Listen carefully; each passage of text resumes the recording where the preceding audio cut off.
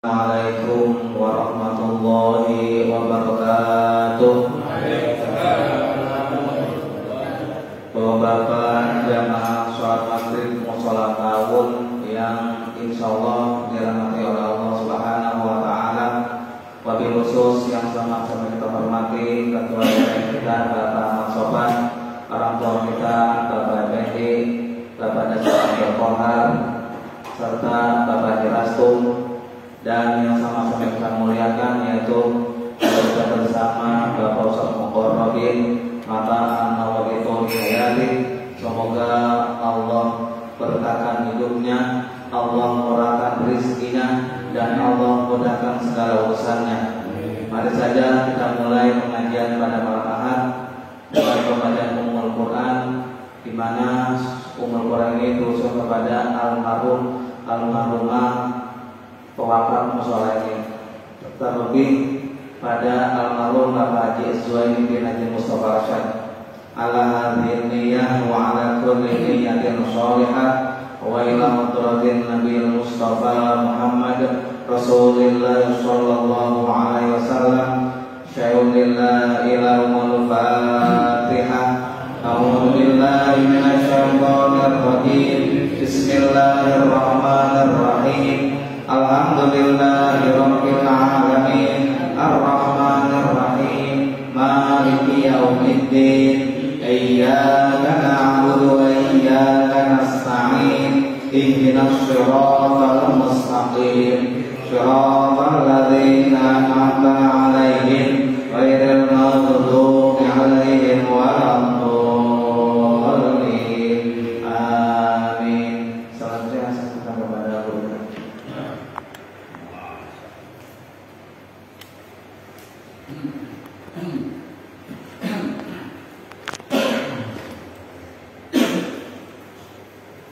Assalamualaikum warahmatullahi wabarakatuh. Waalaikumsalam warahmatullahi wabarakatuh.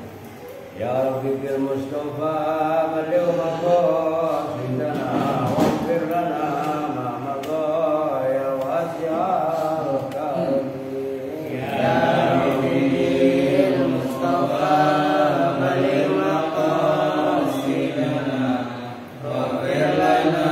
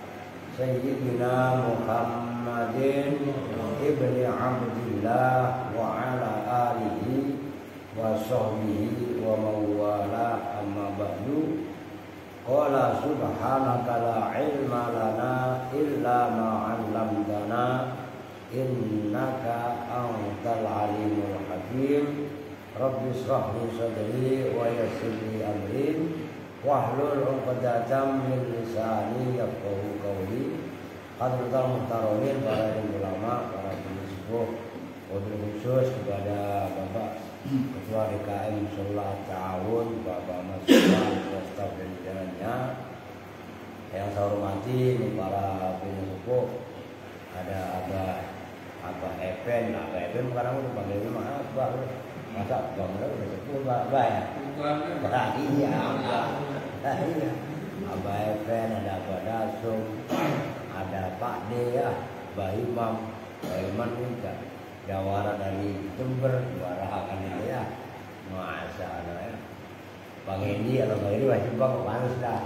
Pak Haji Rasto ya. Itu siapa namanya? Ardi. Wah, Bang Ardi, wah keren iya ini, mantap iya kan. Masa lah. Dia semua lah, masa lah ya.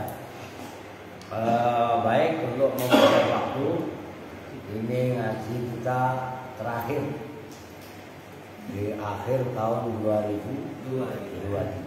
Bukan terakhir untuk besok kita mati lah kakak besok ya. Maksudnya malam akad depan kan udah, malam akad depan kayak gitu. Saya mau jemput orang di bandara 4:30 sampai Suta kan ya, keburuan ya. Izin jadi kayaknya. Anda kasih tahu dulu ya. Kan takutnya wah ini awal tahun kok malah libur lah. Saya ada urusan ujian. Nah ini kita mudah-mudahan di akhir tahun masih bisa istiqomah ngaji. Ya kan kalau tahun mau tahun Hijriah kayak mau tahun Samsiah pada baik itu bahasanya waktu kan itu cuman kalau tahun Hijriah kan mau menghitungnya dihitung dari hijrahnya atau tidak. Nah, cuman kalau tahun Samsiah kan dari apa? Lahirnya? Isa. Ya Isa kan? Nah, gitu. Nah, itu di antaranya. Jadi makanya Al-Masih ya. Bukan Al tidak ada, Masih. Al-Masih itu apa? Gelarnya Al-Masih itu kan orang yang banyak.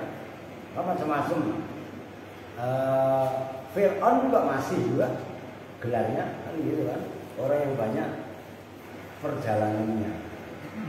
Nah intinya itu kesempatan waktu yang Allah berikan kepada kita. Ya nikmat berupa ini apa Pak? Oh dari luar ya bukan? Oh jadi kayak stand up comedy saya. Nah, iya. Oh doanya kita. Oh aduh gitu kan. Oke ya, kita itu sebagai prolog. Sekarang kita lanjutkan halaman 11 2 dari atas. Waqala alaihi salatu wassalam dia uswatul qalbi min kasratil dunubi. Kemarin sudah dibahas bahwasannya hati itu asalnya adalah besi putih bersinar. Begitu seseorang berbuat maksiat, maka hati tadi menjadi gelap, berkarat. Digambarkan dalam firman Allah, "Kalla barrona ala qulubihim ma kanu yaksibun." Kan kemarin terakhir begitu. Itu pas bahas kita mau bahas, tiba-tiba kemarin azan. Ini saya masih kronologisnya, ini mah lupa kan? Lupa orang mikir pres mulu. Ya, kalau saya mau bodo amat yang jadi siapa kek? Ya orang yang bertarung siapa? Yang berebut kekuasaan siapa? Yang ribut siapa? Lah jangan kita mah slow. Oh gitu maksudnya. Jadi ntar kalau saya panjangin dari panjang juga. Jadi kemarin satu perbuatan dosa itu akan menyebabkan hati seseorang menjadi gelap, akhirnya menjadi karat. Hati itu berkarat. Kalau karatnya besi, ya bisa kita tergantung kadar karat yang melekat. Kalau yang ringan-ringan mungkin karat-karat debu dilap, dicuci terus dilap hilang. Tapi juga kan ada yang sudah benar-benar melekat, ya kan? Kalau udah benar-benar melekat, ini kebetulan saya saat ini sedang merendam keris 100 keris. Kenderete kan? Padahal udah tahun ya, itu udah hancur Bang Endi. Ya habis, karena udah kerendam ratusan tahun, jadi besinya udah kalah. Nah, bagaimana hati kalau udah diselimuti oleh dosa-dosa dan lain sebagainya, ya hatinya nggak lagi nurani. Nah, makanya nurani itu kan pancaran cahaya, nurani yang bercahaya. Yang terjadi kalau nuraninya udah nggak ada, ya tinggal zulmani, kegelap. Nah ini yang ini, maka kata Rasul ini kaitannya yang kemarin pembahasannya, qaswatul qalbi min kasrati dzunubi. Kerasnya hati, maksudnya keras hati itu bukan bagus. Kerasnya hati itu maksudnya susah untuk dinasehati. Itu kerasnya hati, bukan kok wah kemauan yang keras, bukan. Kan ada kemauan yang keras, ada kerja keras, kerja cerdas, kerja ikhlas. Jadi ini pasti nggak mudah ini. Boleh ya kerja keras, kerjanya pakai otot, tenaga. Kerja cerdas, kerjanya menggunakan otak. Kerja ikhlas, kerjanya sosial. Ya itu ya pokoknya ya kerja baik, kerja karena Allah, istilahnya gitu. Kalau kerja ikhlas nggak ada kata capek. Biar kata capek, alhamdulillah. Ya kan begitu kan? Tahu banyak ngurus musola ini, bersihin musola, bilangin anak-anak bersih. Itu kerja ikhlas. Lalu besok anak-anak ya begitu lagi yang namanya anak. Apakah kita bosan? Enggak. Ya besok ya seperti itu kerja ikhlas. Memang Allah desain udah seperti itu, gitu loh. Ya berisik dikasih tahu. Udah nggak di mana kan ya emang seperti itu. Bukan berarti udah namanya anak-anak diantepin ada yang enggak juga. Dinasihatin, ya kan? Nah gitu loh maksudnya. Wa qala sallallahu alaihi wasallam, innal abda la yuhramur rizqa bil dhanbi yusibuhu al-haditsah. Dan Rasul telah bersabda, innal abda, sesungguhnya seorang hamba, seorang manusia, la yuhramu, sungguh itu dihalangi, siapa al-abdu ar-rizqa, pada rezeki, bil dhanbi, sebab dosa, yusibu, yang menimpa apa dzambuhu, pada abdi. Seseorang boleh jadi terhalangi rezekinya sebab dosa yang ia lakukan. Awas jangan gagal memahami. Rizki yang dimaksud di sini adalah rizki yang untuk mendekatkan diri kepada Allah. Karena betapa banyak bahkan orang itu malah ahli maksiat, namun Allah lulu, Allah, kalau bahasa Betawinya Allah ambul dengan rizki yang melimpah. Jangan salah. Wa auhallahu ila Musa, dan Allah memberi wahyu kepada Nabi Musa, ya Musa, awwalu man mata min khalqi iblis la'anahullah. Hei Musa, awwalu man, bermula awalnya orang, mata yang mati, siapa man, min khalqi, di antara makhlukku, iblisu, itu iblis. Tahu iblis kan? Ya, iblis. La'anahullah, mudah-mudahan melaknat pada iblis siapa Allah. Kenapa Allah kok mengawal di antara makhluk kepada iblis? Kenapa iblis yang disiksa oleh Allah pertama kali? Li'annahu awwalu man asoni wa man asoni katabtuhu mayyitan.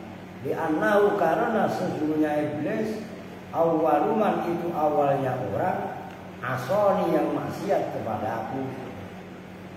Waman asoni katabtuhu mayyitan, Dan barang siapa yang maksiat kepadaku, maka saya catat dia, saya pastikan dia sebagai orang yang mati. Iblis, tapi kalau iblis sekarang nggak mati-mati, ada ntar. Cuman kan matinya bukan mati. Aku kalau apa namanya di hari kiamat kan nggak ada yang mati. Loh iya kan? Jadi kalau matinya hari kiamat orang kan digambarkan dalam ayat kullaman nadijat juluduhum badalna juludan ghairaha linudhiqahum, kan gitu kan kata Allah. Ketika kulit mereka udah matang, kan berarti udah nggak ngerasain sakit, orang udah gosong, kan gitu kan, udah gosong nggak, makanya kan diganti dengan kulit yang lain, tujuannya supaya Allah merasakan rasa sakit kepada orang tersebut, kan gitu. Nah, di situ iblis termasuk orang pertama yang disiksa oleh Allah, dan orang yang pertama yang dibuat mati oleh Allah. Mati ya dalam arti mati, yaitu sebab kemaksiatannya mati. Wa qala Sa'id bin al-Musayyib rahimahullah, ma akramtul ibada anfasaha bimisli ta'atillah wala ahanduha bimisli maksiatillah. Kata Imam Sa'id bin Musayyib, saya tidak menghormati seorang hamba tegasnya pada dirinya hamba tersebut dengan menyerupai taat kepada Allah. Maksudnya apa? Ada orang taat kepada Allah, saya akan hormat kepada dia, saya akan muliakan dia sebab semata-mata ketaatannya. Jadi nggak ada perbuatan yang membuat saya memuliakan seseorang yang mengalahkan ketaatan. Kalau memang orang itu taat kepada Allah, akan saya muliakan. Itu kata Sa'id bin Musayyib. Begitu juga sebaliknya, wala ahantuha, dan tidak menghinakan saya pada orang-orang tersebut bimisri maksiatillah, dengan seumpama maksiat kepada Allah. Kalau ada orang yang berbuat maksiat kepada Allah, udah, ini individu ya, kan perbuatan maksiat, bukan orangnya. Paham maksudnya? Nah, jangan sampai kita salah memahaminya. Nah, ini kan bisa diterapkan. Jangan ini apa namanya, musim kampanye gitu kan, musim pilpres, musim pilek dan lain sebagainya. Jangan kita terjebak, silakan mengekspresikan pilihannya, silakan dukung sepenuh-penuhnya. Kemarin saya sampaikan, baik-baikkan pilihannya masing-masing, tapi jangan pernah nyoba-nyoba untuk menjelek-jelekkan yang bukan pilihannya. Itu maksud saya, supaya kita juga nggak mengotori diri kita, nggak mengotori hati kita. Lah sayang, lah orang kita udah dukung, udah bagus, ya kan positif tuh. Udah biar positifnya yang naik, jangan dinegatifkan. Nah, dengan kita menyerang pihak yang tidak sejalan dengan kita, berarti rusak, gitu loh maksudnya. Oke ya. Nah, ini perlu ini saatnya. Jadi kita terapkan, ini ilmu itu kan aplikatif. Jadi ini ilmu bersama-sama kita kaji sabda Nabi, asal sahabat, kita baca yang kebetulan secara aplikatif sesuai dengan keadaan sekarang. Nah, hakikat ilmu itu mencengkramkan apabila diaplikasikan, diterapkan dalam kehidupan sehari-hari, dalam kehidupan nyata. Itu maksudnya.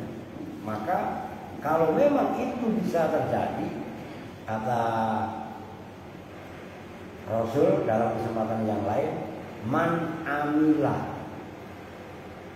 bima alima aurasahu Allahu ilma ma lam ya'lam. Barang siapa yang mengamalkan apa yang ia tahu, Allah wariskan kepadanya ilmu-ilmu yang ia tidak tahu. Ilmu laduni kan? Ilmu laduni kan ilmu lagu, ilmu perjalanan. Di antaranya jenis ilmu. Wayakfil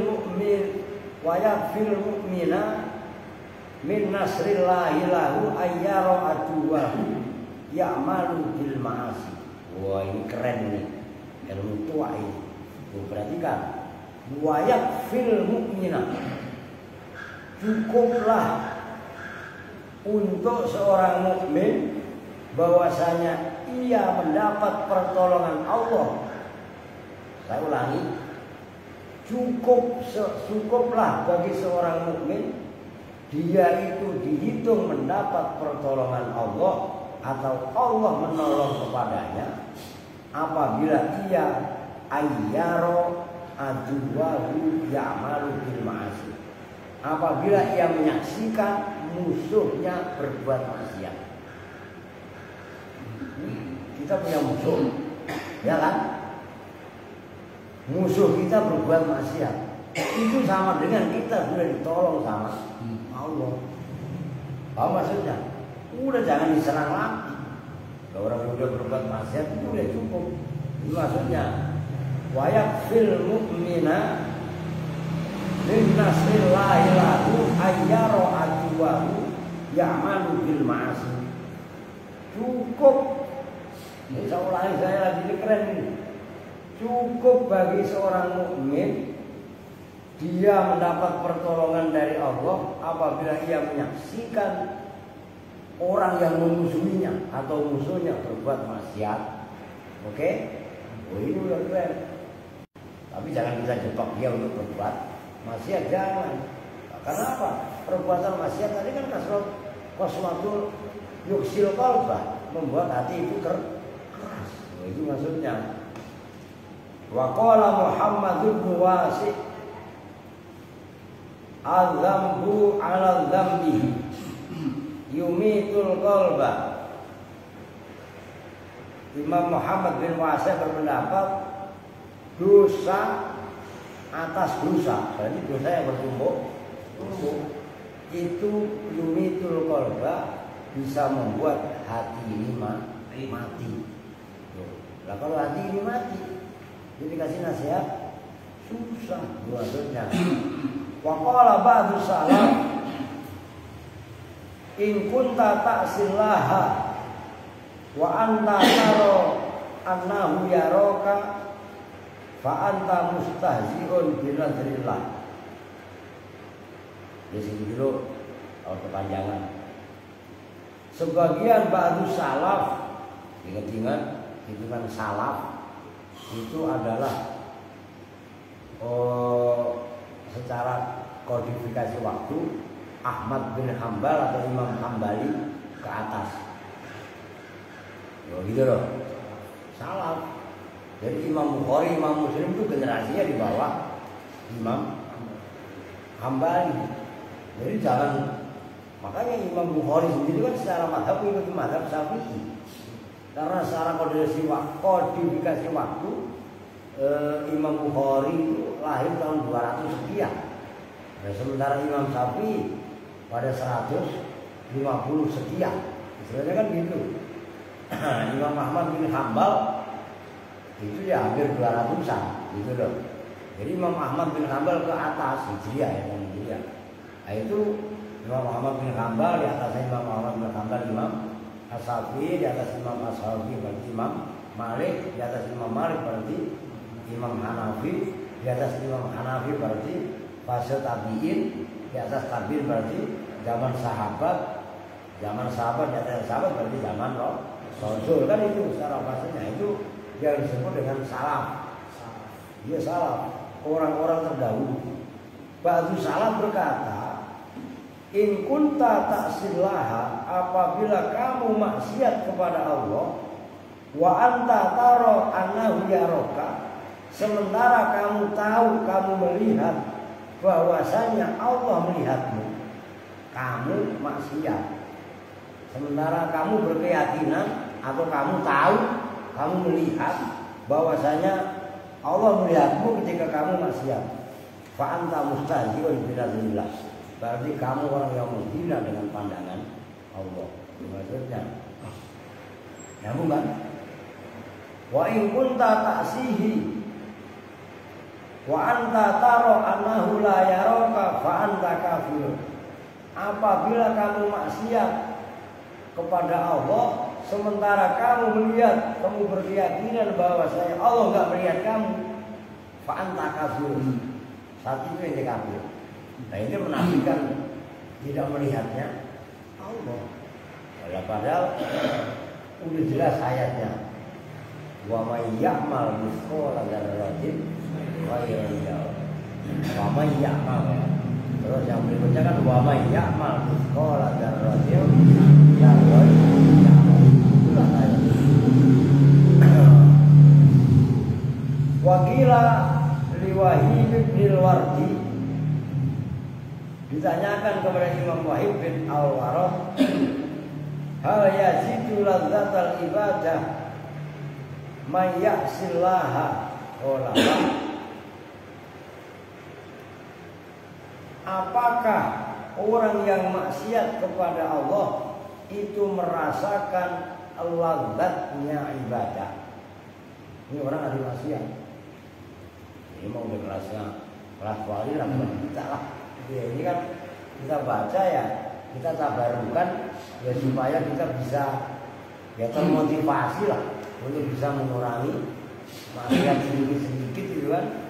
Ya karena ya maksiat setiap hari kita kerjakan kan begitu kan. Ya siapapun kita mau ngomong hati-hati bagaimana kalau tetap baik salah kan gitu kan. Lah enggak, orang yang maksiat kepada Allah tidak pernah, tidak merasakan lezatnya ibadah.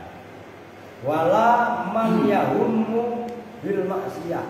Begitu juga orang yang berkeinginan dia belum berbuat maksiat, baru himmah, bercita-cita, baru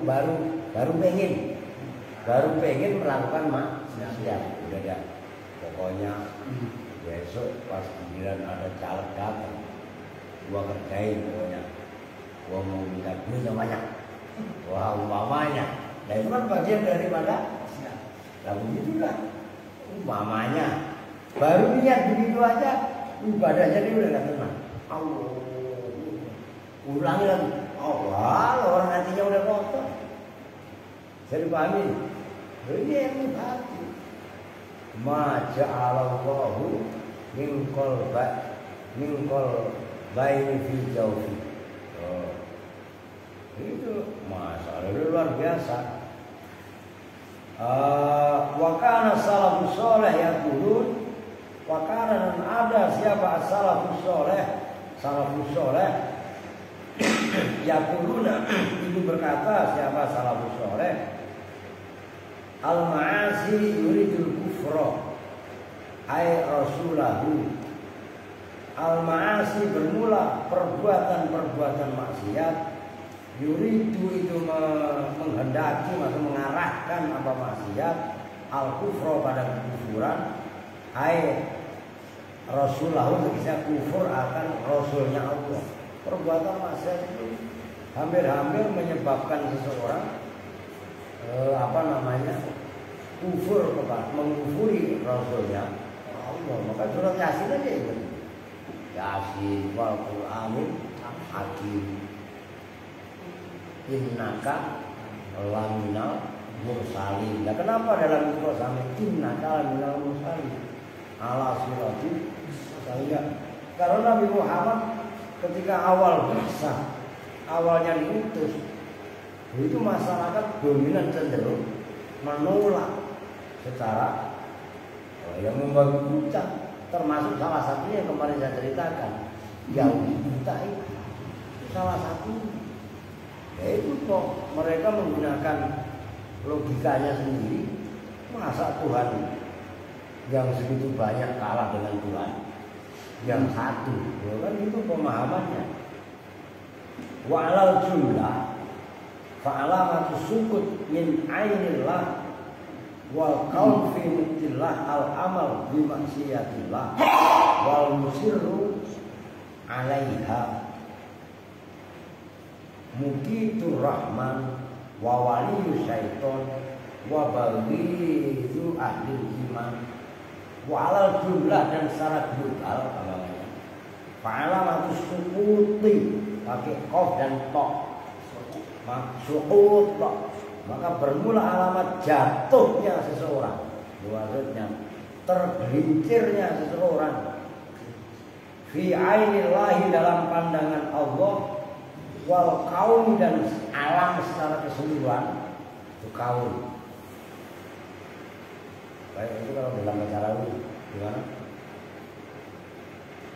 Asraqul qawmu btihaja yuju ayat kaun alam.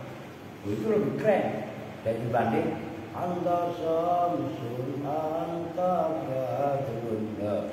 Kalau anta samsun kan hanya menyamakan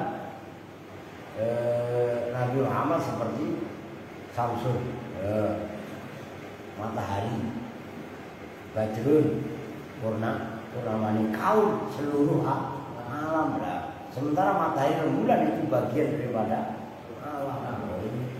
Ini kaun. Maka alamat orang yang terjatuh dalam pandangan Allah dan alam semesta adalah fi muktilahi dalam murkanya Allah, al amalu bi maksiatillah, adalah amal berbuat maksiat kepada Allah yang membuat seseorang jatuh di pandangan Allah dan seluruh alam bawangannya. Bukan musuhnya yang menjatuhkan, tapi perbuatan maksiat dia yang menjatuhkan. Nah, ambisi ingin jadi, kemudian menghalalkan segala cara, kan berarti perbuatan maksiat. Nah, kalau menghalalkan kan berarti yang haram jadi halal. Nah iya, jadi kan perbuatan maksiat yang melampaui batas. Nah, kalau perbuatan maksiat yang melampaui batas, itulah yang menyebabkan kehancuran dia. Ingat cerita Nabi Adam dan Siti Hawa. Ya kenapa terusir dari surga? Walaupun ini masalah kelas tinggi. Ini ma'rifat kelas tinggi kan, tergelincirnya atau kesalahan Nabi Adam dan Siti Hawa di surga itu kan memang skenario Allah. Nah kalau Nabi Adam dan Siti Hawa nggak melakukan kesalahan, nggak mungkin diturunkan ke bumi. Nah, ini kalau dipikir ribet ya. Maka sampai ada satu istilah dalam ilmu tasawuf itu hasanatul abrar sayyiatul muqarrabin. Belum pernah saya jelaskan. Ada. Apa maksudnya hasanatul abrar sayyiatul muqarrabin? Kebaikan-kebaikan yang dilakukan oleh al-abrar. Al-abrar itu orang yang level melakukan kebajikan. Itu adalah sayyiatul muqarrabin buah. Oh iya kan? Kelas levelnya perbuatan perbuatan buruk yang dilakukan orang yang bergerak muqarrabin. Nabi itu levelnya udah muqarrabin. Begitu lah maksudnya. Nah, gampang gini lah. Kalau Ustadz Mulyadi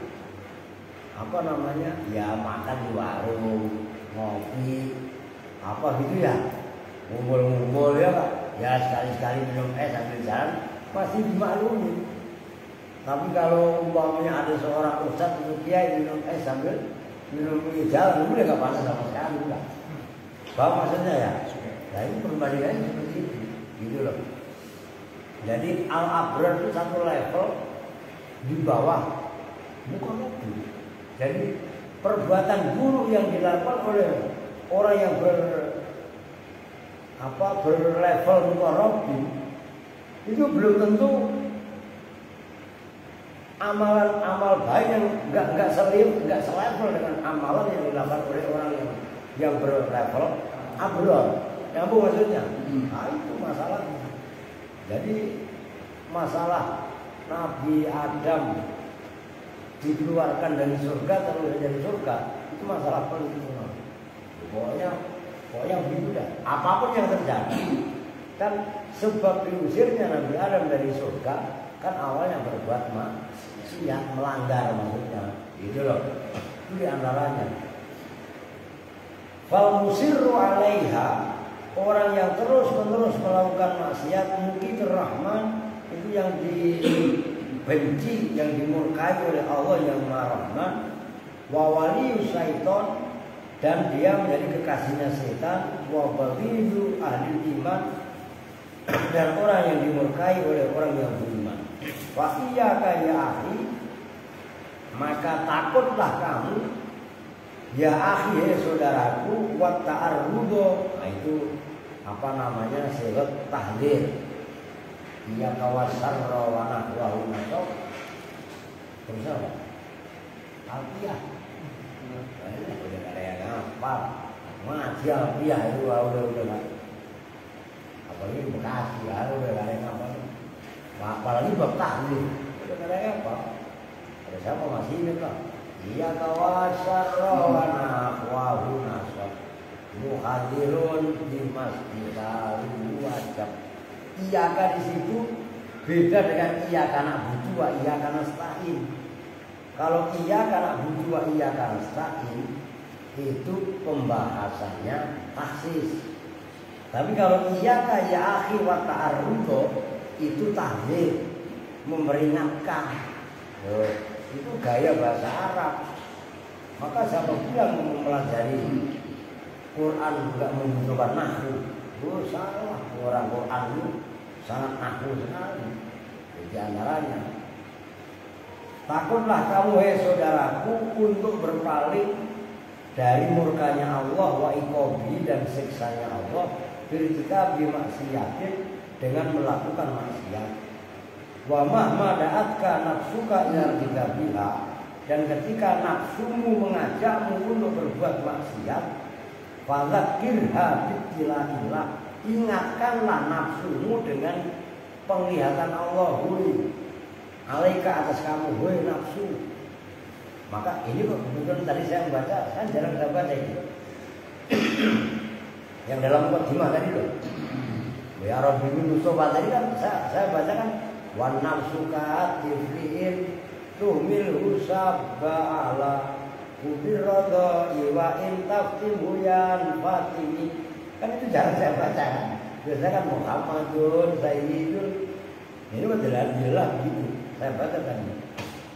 Nafsu ini kata Imam Al-Busiri dalam berita tadi seperti anak kecil, seperti bayi. Wah, nafsu taktiflu, seperti bayi. Bayi itu kan sukanya nekek. Loh iya kan? Intu milhu sabba'ala. Bayi ini kalau nggak disapit, maka sampai dan tua pun necek mulu. Iya kan? Nah, itu masalahnya. Maka kata Imam Abu Sirin, wa nafsu katifli intuh minhu sabba'ala hubir radai wa in tafsimhu yanfatin. Tapi apabila kamu sakit, maka bayi tadi bisa berhenti dari menyusu. Itu perumpamaan nafsu. Begitu loh. Wa nadhihi ilaika, dan memandang memperhatikannya Allah ilaika kepada kamu, wa khaufi dan takutnya nafsu, bima tawa'adallahu bihi man asahu min adab min alimil adabi wa azimil iqab, dan takutnya nafsu dengan ancaman Allah kepada orang yang maksiat kepadanya dari pedihnya siksa, wa azimil iqab, dan agungnya ya siksa juga. Walau lam yakun firtika biha al apa itu illa fawat tamanazil sabiqin, gitu ya. Dan jikalau nafsu tadi tidak melakukan maksiat, maka dia bisa sampai kepada manzilahnya orang-orang yang berdahuluan. Maksudnya berdahulu masuk surga kan wasabiqin as-sabiqin. Itu maksudnya. Saya ulangi nih. Walau lam yakun fil biha illa fawata manazil sabiqin. Kalau nafsu enggak sampai terjerumus kepada perbuatan maksiat, misalnya nafsu tadi enggak akan ketinggalan dalam derajatnya as-sabiqin, orang-orang yang berlomba-lomba masuk surga terlebih dahulu. Kan ada ashabul yamin, ashabul kan dalam waqiah. Ashabul ulaikal muqarrabun fi jannatin na'im. Kan al-waqiah waqatil waqiah laisa akan dibahas ya. Sebelumnya kemarin qalilun minal akhir. Ashabul ulaikal muqarrabun fi jannatin na'im. Lahum minal awwalina wa qalilun minal akhir. Sebelumnya menanya Pak lagi kan wakhir mana sawabil muhsinin, dan tertutupi pahala orang-orang yang berbuat baik karena dia berbuat maksiat, akhirnya ia tertutupi dari hitungan pahala orang-orang yang berbuat baik. Lakana kafiyan, maka udah cukup sebenarnya kalau dia tidak sampai terjerumus kepada maksiat. Kaifa wa firtika biha al-aru wan naru wa suhtul jabbaru wa ghadabuhu alladzi la taqumu lahu samawati wal ardu nas'aluhu al-afiyah bimanni harakatin bimanni bimanni lagi. Bagaimana tidak? Sementara dalam melakukan maksiat, al-aru wan naru wasuhul jabbar, neraka murkanya Allah yang maha jabbar, wa ghadabuhu, dan tegasnya juga murkanya Allah, la taqumu lahu samawati wal ardu, enggak akan pernah berdiri langit dan bumi. Sebab murkanya Allah itu langit enggak akan bisa berdiri. Nas'alul afiyah bimannihi, jadi itu sebagai closing statement. Nas'alullah, memohon kami kepada Allah al-afiyata, pada afiat, bimannihi, dengan pemberian atau dengan anugerah Allah. Mannun munun itu loh. Itu faslun, udah faslun ya besok lah ya.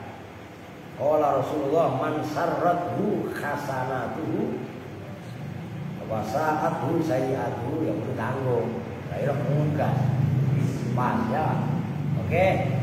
Udah tadi belum ada kan? 2 menit lagi. Ya kan kalau dulu bahasnya. Dan itu bersama-sama dengan doa penutup majelis. Bismillahirrahmanirrahim. Subhanakallahumma wa bihamdika asyhadu an la ilaha illa anta astaghfiruka wa atubu ilaik. Walhamdulillahi rabbil alamin. Waalaikumsalam warahmatullahi wabarakatuh. Waalaikumsalam.